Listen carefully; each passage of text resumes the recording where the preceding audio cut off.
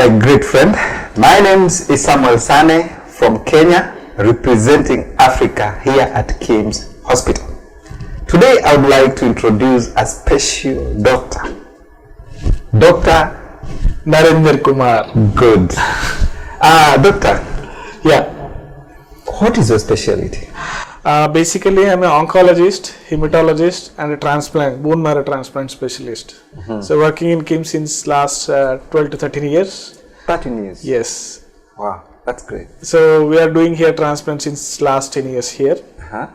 So, we've been successful all the years, fortunately. I saw you have a very long queue at your office. Why? It's God's grace, hardworking. I thought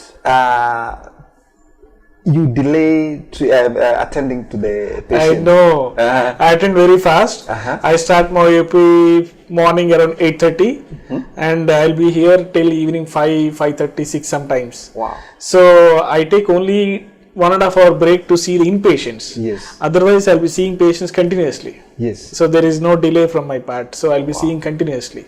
Good. It's almost like 8 hours, 9 hours job. I think the cases of blood cancer are so high. Maybe it's a tertiary center, so we get the referrals, most of the complicated cases here. So probably that could be one reason. But as such, we are seeing there is a increased incidence of all cancers, in fact. Yes. And we are seeing more number of blood cancers among them.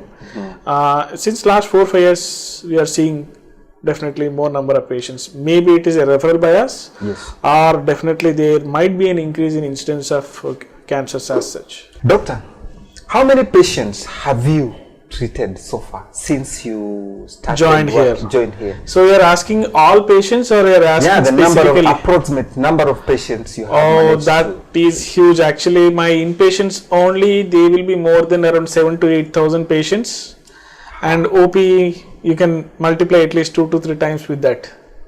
8,000 multiplied by OP patients. If you want to have a number approximately, yes, it will be more than that. More than that. Yeah, you can multiply at least 3 times with that. Okay.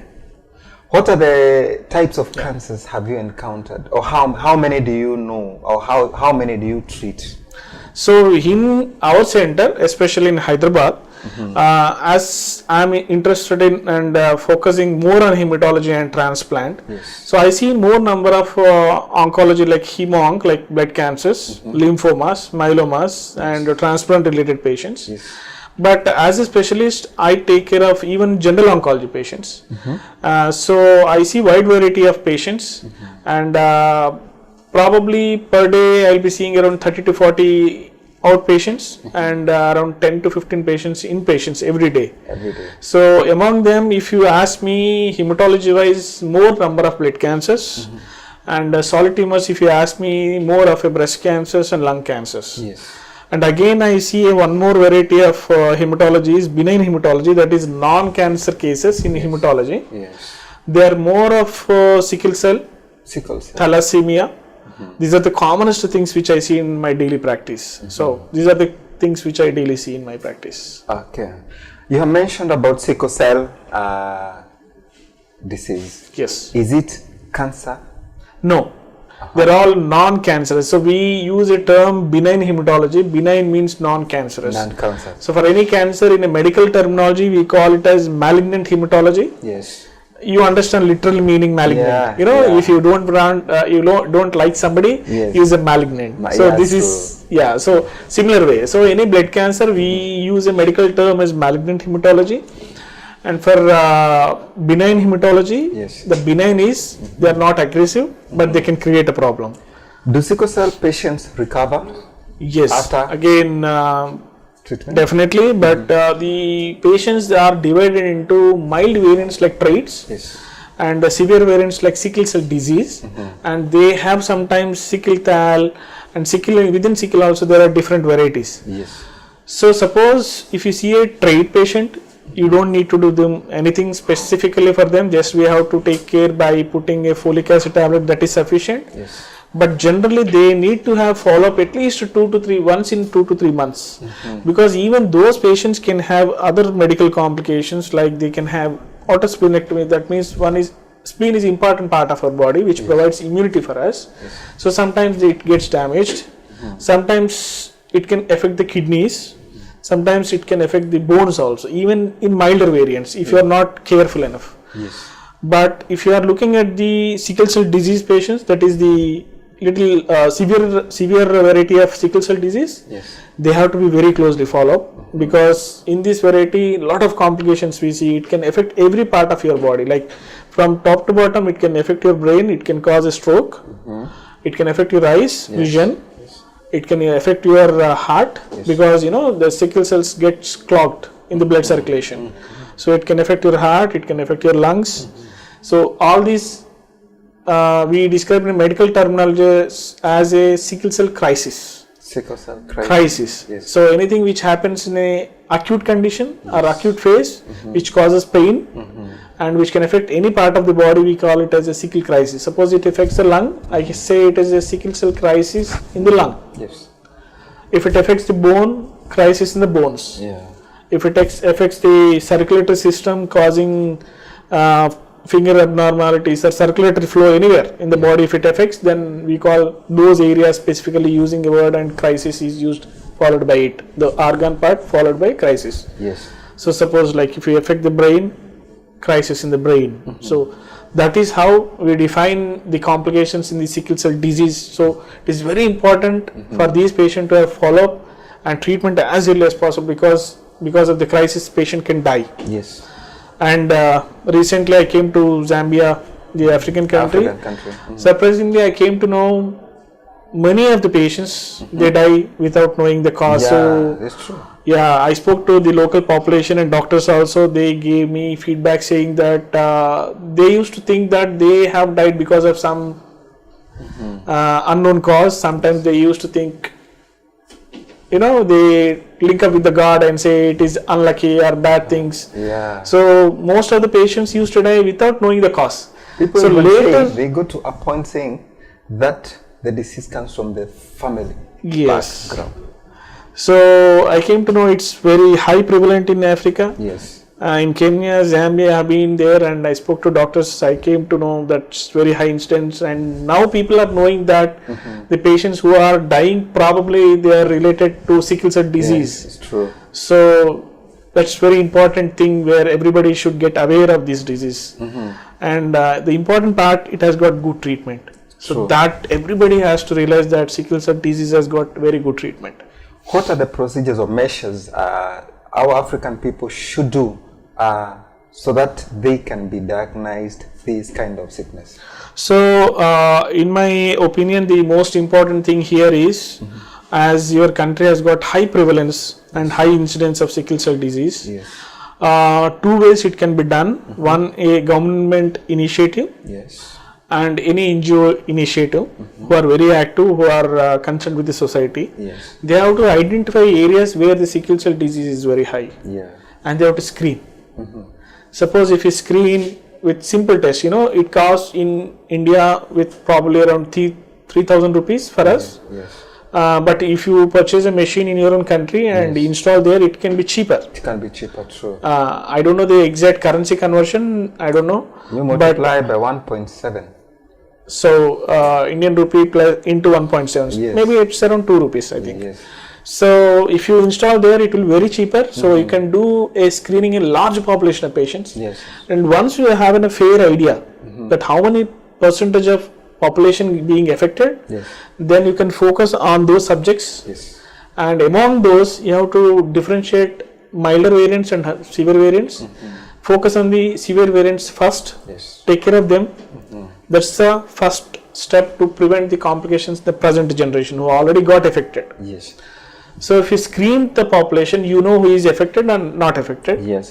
So when they get married in future, if you know this information, you can be doing a routine screening in the before pregnancy or during pregnancy. Like there is a procedure like amniocentesis. They take a fluid from the fetus and they send for the test. You know that before only delivery, that you know that the baby is going to get affected or not. Suppose if the possibility of the severe variety is seen in your fetus, you can abort. True. If you want, already if they are married and they are affected. And the most important what we can do is, suppose somebody is affected, and before you know, better to avoid marriage among those patients who got affected. So these are the important things where you can implement basic level at the society level, and you can prevent future generations getting affected. So in India at least now a lot of awareness is there. We do lot of lectures to the doctors, population also we do sometime awareness camps.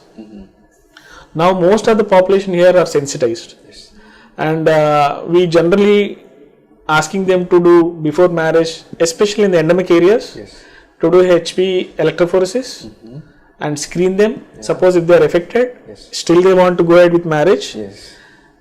If they want pregnancy, during pregnancy screening test can avoid a complicated future pregnancies.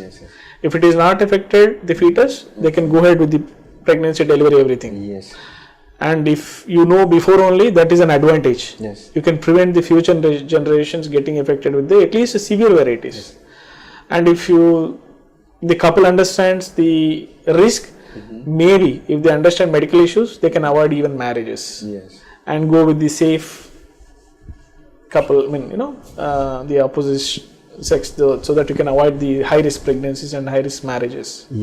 We always say prevention is better than cure. Because it's cheaper. It's cheaper and accessible, affordable too. Now, I have a question that I don't take much of your time. I know you're a busy doctor. At what level do you reach to do a bone marrow transplant? See, in simple sentence, you can remember this. Any patient of severe variety, sickle cell disease patients, if they get 2 crises or 3 crises in a year, they are ideal candidates for transplant. Okay? But the ideal age, because you can do transplant at any age, but definitely we expect to have a better result. So what is the ideal age? Ideal age is before any organ gets affected. And the other way of doing transplant in ideal age is, if at all possible, less than 10 years, and somewhere like after 5 years, but not beyond 16 years, because there is scientific evidence saying that if somebody goes for transplant after 16 years, the complications risk is higher in comparison to the patients who get transplant before 10 years. So my suggestion would be, if somebody gets diagnosis of severe variety, that is sickle cell disease, they should go for transplant at least after 3 to 4 5 years. Once they get the first or second episode of crisis, better to take for transplant if they have 100% matched donor. And we are doing even 50% matched donors also. Fortunately, our center has got results. 50% matched donors transplant equivalent to 100% matched donors. So I'm not waiting nowadays for 100% matched donor. If they don't have 100%, I'm okay. You're okay with 50% match. What do you do so that they can match 100%? No, you can't do anything, because these are genetics. The 50% genes come from mother, 50% genes come from the father. So once you are already born with genetic material, you can't do anything. You can't do nothing. Only thing what we can do, the latest technology, if you have even 50% match, still we can do the transplant and equivalent results like 100%. That's the advantage of the latest technology which we are using. Apart from now this issue of sickle cell, let's go to leukemia and other blood cancers. Blood cancers are really one of the difficult diseases to treat. The reason he is here, in the first 1 month, we call that phase as induction phase. So during that phase, we will be using different drugs combination to attack the cancer cells. But unfortunately, the drugs which we use to treat the cancer cells, they attack normal cells also. There is no selective killing of cancer cells at present time. Probably in future you may get the latest medicines are in future, which can selectively kill the cancer cells so that the complications risk will be less. But right now the drugs which are there in the world, which are the first line and most important drugs, are non-selective. They kill every cell along with the cancer cell. Normal cells also gets killed. So treating blood cancer is really challenge. And Why do you do blood, or you call bone marrow transplants to cancer patients? Cancer patients. So not all cancer patients get transplant, especially high risk leukemias. They are defined by chromosomes. They are defined by molecular tests, and they are defined by the response after 1 month of therapy. So we take up these 4 variables and we classify them as high risk. So once they fit into high risk leukemia, they have to go for transplant. So suppose if I see 100 patients of blood cancers in pediatrics, only 20 to 30% patients go for transplant. If I see 100% of patients who are beyond 18 years, that is young and adults, there they need to go for transplant by 30 to 40% of the time. So it's not like every patient will go for transplant. Chemotherapy is sufficient to give a cure. Chemotherapy? Yes. There are tablets, or you give injection? Yeah, again it depends on the age of the patient. Suppose if I am treating a elderly patient of AML, I use tablets combination there because they cannot tolerate the intensive treatment. If I treat a patient AML of young age, I give injections based therapy because they have to get the best treatment. Injections are actually the good treatment. So if I see a acute lymphoblastic leukemia, there the combination of injections and tablets is there. So irrespective of age, the combination is same. Suppose if I see again a elderly patient of a different chromosome, we call it as Philadelphia chromosome. If I see those patients, I use a tablet and injection there. So it depends on age, type of leukemia. So based on that, we'll be using tablet combination, injection tablet, or injections combination. So that is how it is decided. Good. No, briefly, I would wish you to explain about how you do bone marrow transplant. Okay, so yeah, that's an important question because if I say bone marrow transplant, most of the patients think I'm going to do a big surgery. This is not at all a surgery. I'm also confused. I don't know. So here to make you understand in simplest language, have you ever seen blood transfusion? Yes. For you, it is the same. It has been done even to me. Yes, it is the same what we do. We collect stem cells from the donor. Stem cells. Stem cells. It is a stem cell. I want that procedure, how you collect the stem cells. So it is done by a machine which identifies the stem cells based on CD34 marker. Generally, all cells have some markers. You have your name and you are identified with that. So some cells have their own specific markers. So those are identified by a technology in the machine. They segregate those specific cells. And it is collected in a blood bag.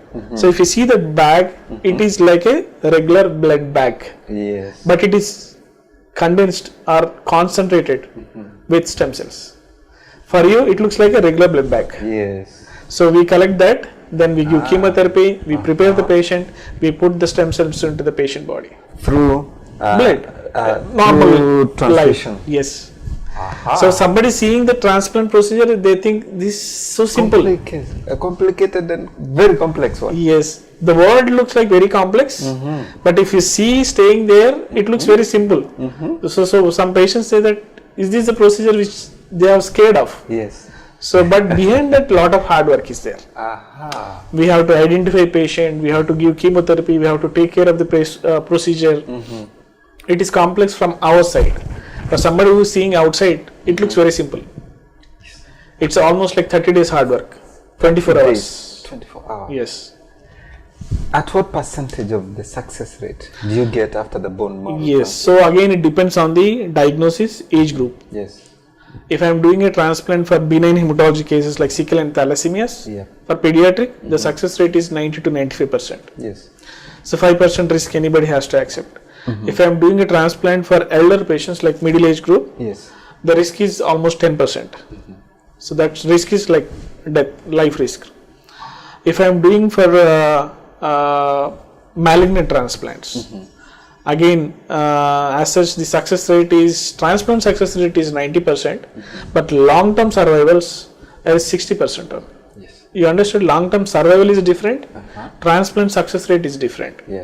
Transplant success rate is in the first month or 6 months. Long-term survival means somebody of malignant hematology like leukemias, surviving beyond 5 years is survival. So somebody surviving beyond 5 years means they are cured. So that comes to around 60 to 70%. Good.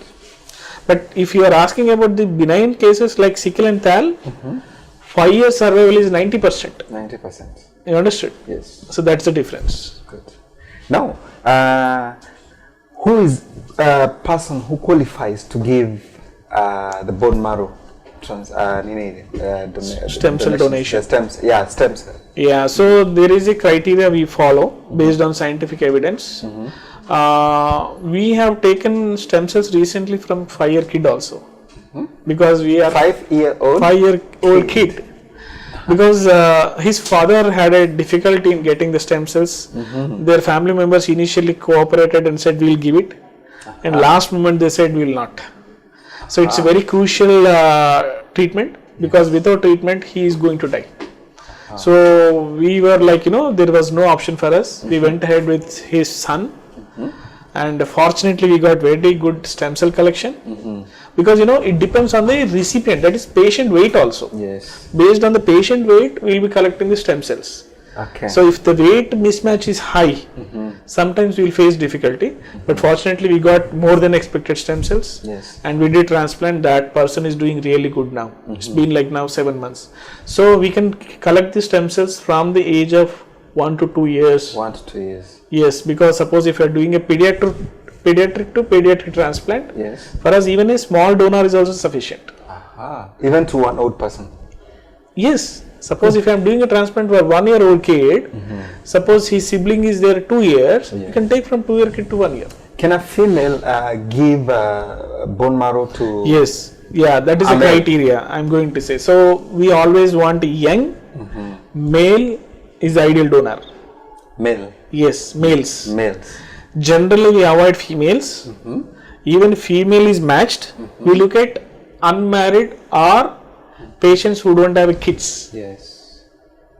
If they're married also, if they don't have kids, it is okay.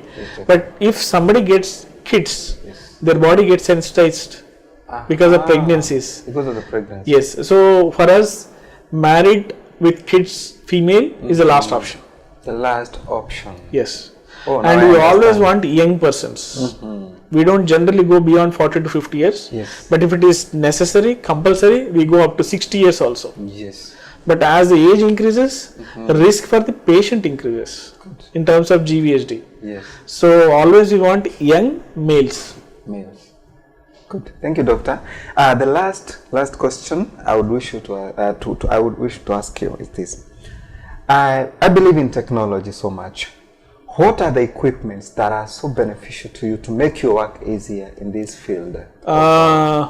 Now there is technologically there is no machine component except the stem cell collection here. Everything is doctor's work. Everything doctor's work. Doctor's work, because we have to give the chemotherapy. We call it as conditioning regimen. Yes. So that's already a drug, which again it depends. If suppose new technology comes, newer drugs comes, if you are very effective, then it helps. Sure. But we don't use any of machines other than the stem cell collection. It is more of a doctor's physical work.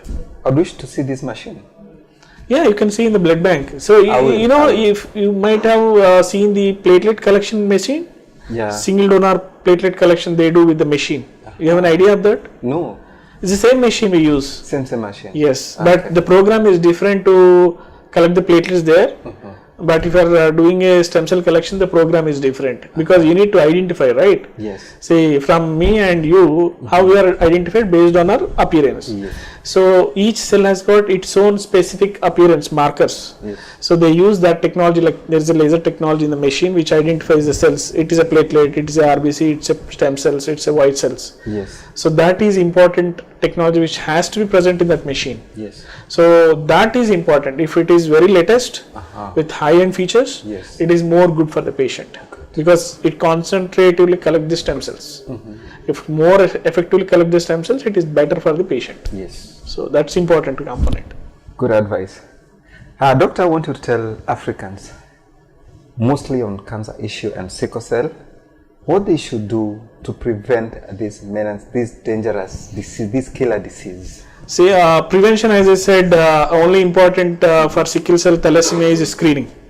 That's the best thing. so that you can avoid the future generations from getting affected. Yes. Pregnancy, marriage counseling is very important, especially for benign. Yes. For blood cancers, you can't do anything. There is no screening which can help in reducing the cases. Only the important thing is somebody getting fevers or bleeding which is not reducing beyond 2 weeks or 1 week, immediately has to go to a doctor. They will do the necessary tests. Yes. They identify either it is a cancer or not. If it is identified as a cancer, Yes. immediately, as fast as possible, you have to approach a specialist. Yes. Because even if you delay by 2 weeks or 1 month, Yes. the result is significantly varies. True. So if we start the treatment as early as possible, the result is better. different. So there is a screening for benign like sickle cell, but there is no screening for leukemias. Yes. That's good. Thank you, doctor. I Thank you. appreciate your efforts and also to sensitize to my fellow Africans and Kenyans at large. Would wish you to visit Kenya As soon as have a possible. camp, and you advise our people. You are an expert on this, and I believe for the best from you. Thank you so much. Sure, thank you. He's Dr. Thota Narendra Kumar. Kumar. Good. Thank you, doctor. Thank you. God bless you. Have a good time. Right, thanks. Keep up the good work.